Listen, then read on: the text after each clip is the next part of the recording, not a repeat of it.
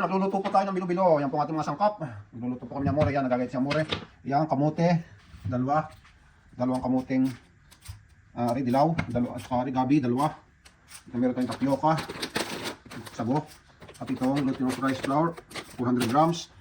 Dalawang gata po ito. Malalagay natin. Isang ito. Unang gata. At ito unang gata. Mas malasa. Yan. Let's go! Ang ginagayat ni amore ang kamuting dilaw. Mamaya po rin, kamote rin. Bili na po kayo. Pero naman yan pong langka. Oh, sarap po yan, kasama rin langka. Ayan, isang basong tubig po. Ang kanyang tinatansya. Tingnan natin dadagdagan pa niya sa 1 cup of water. Una kanyang ginagamit sa pagmamasa ng kanyang glutinous rice para sa bilo-bilo. Galing magmasa ni amore. Kulang pa yata. Bangka. Dagdagan pa natin ng tubig. Paggamit na po na siya ng isang baso, dagdagan po natin ng kalahati. Yan, kalahati muna. Mga sobrang lambot. Kayo na pang bahala magtansya kung gano'n yung gusto para sa pagbubuo ng bilo-bilo. Kulang pa rin.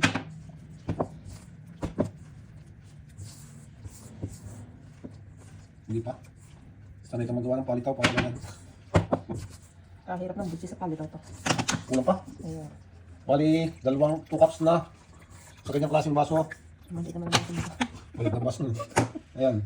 Hindi pa rin nakukuha yung tamang lambot ng glutinous. Tama. Ayan. Mamaya po, nakuha niya yung tama. Ayan, tama na daw po. At bibilugin na namin. Yan, nag-uumpisa na po si amore ng pagbilog-bilog. Para sa ating bilo-bilo. Ay, itlog ng butiki. Ayan, yan lang po. At tuloy-tuloy lang. Yan. At habang nagbibilog po sa amore ng bilo-bilo, naggagawa naman po ako ng sago. Sa may kumukulong tubig, nilagay po natin ng sago. At mamaya antayin po natin 30 minutes para maluto siya. Yan pong kalahati.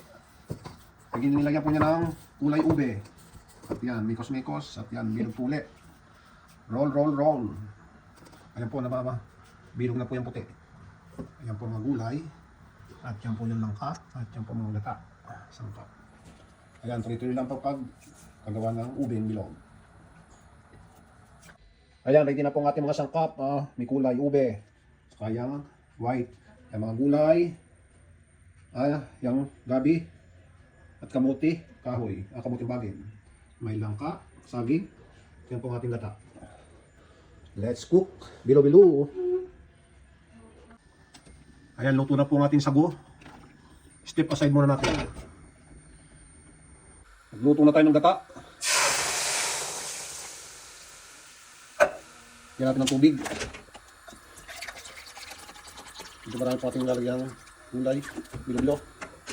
Ayan. Kumain po natin yan.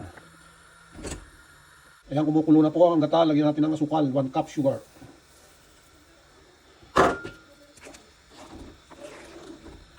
Depende po sa inyo manlasa. Panlasa kung nalagdagan pa o hindi na. Hindi ka masyadong matamis. Gusto niyo naman po yung matamis.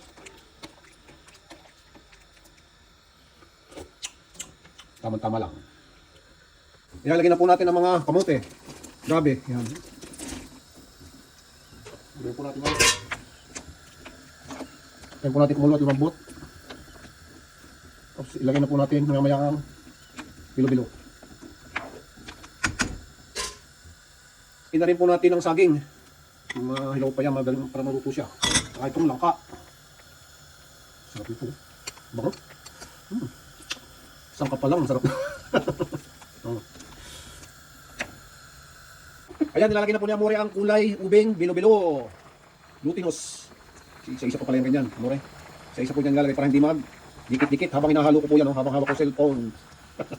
Ang daming gulay, ang daming kamote. Sarap ito. Pampahaba ng buhay. Gulay. Sangkap sa bilo-bilo. Sa Bisaya ba yun? Binignit. Tuwing mahal na araw po ito. Ginagawang pang minatamis. Pang himagas. Lagay mo naman yung puti. Amore. Yan, lagay naman yan. Naman nilalagay na isa-isa. At magdidikit-dikit. Habang nilalagay niya amore, halo tayo. Parang itlog ng butiki. Wala ka naman itsura mo ito. Dikit-dikit na mo ulit. Mahina ang apoy. Marami sabaw. Ilalagay pa kayong unang gata mamaya. Ilagay mo na. Yan. Masarap. Tignan na pa eh. Meron pa akong unang gata. Ilalagay natin. Malapot na po siya. Ang dami kong sangkap. Kaya ganyan. Ay, sarap. Parang mozzarella. Ilagay na rin po natin ang sago. Ang dami sago. Gusto po, sarap. Wow.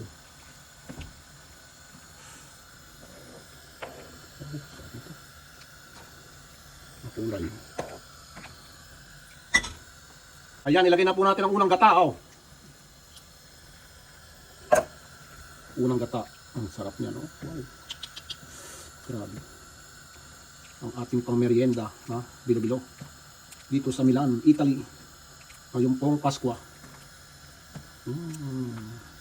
Magluto na rin po kayo. Gayahin niyo po yan, aming recipe. Salamat po.